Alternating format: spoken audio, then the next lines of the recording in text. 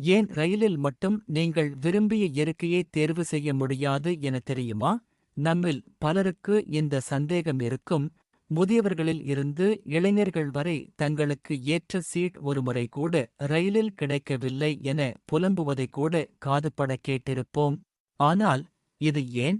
எதனால் பஸ்களில் விருப்பமான சீட் புக் செய்ய வாய்ப்புகள் இருக்கும்போது ரயில்களில் மட்டும் இல்லை என நீங்கள் என்றாவது யோசித்தது உண்டா?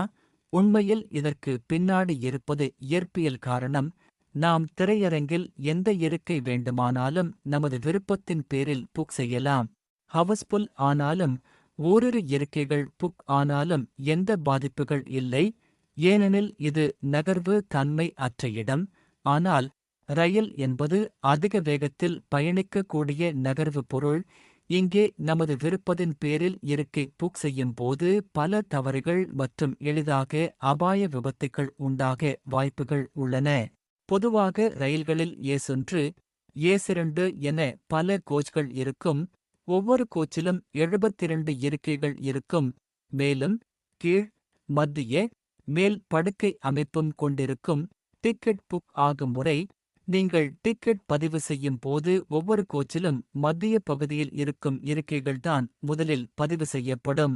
அதாவது 30-40 என்ற எண்களுக்குள் இருக்கும் இருக்கைகள்தான் பதிவு செய்வார்கள். எல்லா கோச்சிலும் இந்த மத்திய இருக்கைகள் பதிவான பிறகு அதற்கடுத்த இருக்கைகள் சீரான முறையில் பதிவு செய்யப்படும். பர்த் பதிவுகளும் இப்படித்தான் பதிவு செய்வார்கள். முதலில் கீழ் பர்த், பிறகு மத்தியில், அடுத்த மேல் பர்த் பதிவுகள் செய்யப்படும். புவியீர்ப்பு மையம்: ரயிலில் இப்படி டிக்கெட் பதிவு செய்து பிரித்தால்தான் ரயில் ஓடும்போது அதன் புவியீர்ப்பு மையம் பாதிக்கப்படாமல் இருக்கும். ரயில் ஓடும்போது அதன் சமநிலை பாதிப்படையாமல் இருக்க வேண்டும் என்பதற்காக இந்த முறை பின்பற்றப்படுகிறது. கடைசி நேரத்தில் டிக்கெட் யாராவது கேன்சல் செய்து உங்களுக்கு இருக்கை கிடைத்தால் அது 2, 3 அல்லது 71, 72 என்ற இருக்கையாக கிடைப்பதற்கு இந்த முறைதான் காரணம்.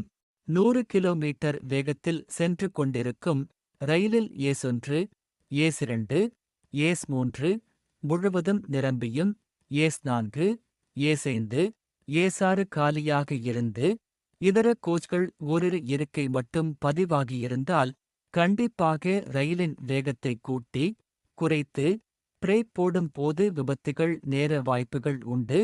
இதை தவிர்க்கத்தான் இந்த முறையில் டிக்கெட் புக் செய்யப்படுகிறது. நன்றி.